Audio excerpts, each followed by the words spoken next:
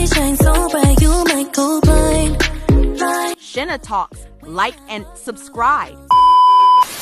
Mamahaling bags revealed while off duty. Kasama dito ang ginagamit ni Liza Soberano na bag.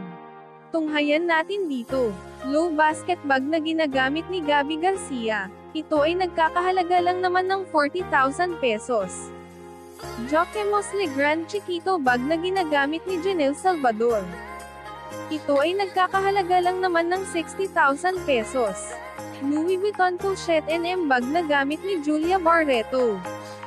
Ito ay nagkakahalaga lang naman ng 75,000 pesos. Product Crochet Tote bag na gamit ni Sara Labhati. Ito ay nagkakahalaga ng 117,000 pesos. Saint Laurent Le 5A7 bag na suot ni Liza Soberano. Ito ay nagkakahalaga lang naman ng 125,000 pesos. Product Leo bag na suot ni Catherine Bernardo. Ito ay nagkakahalaga lang din naman ng 185,800. Wow naman talaga, ang mamahalin ng mga bag nila na suot-suot habang naka-off duty lang. How much more kaya pag may mga event ang mga ito? Thank you for watching.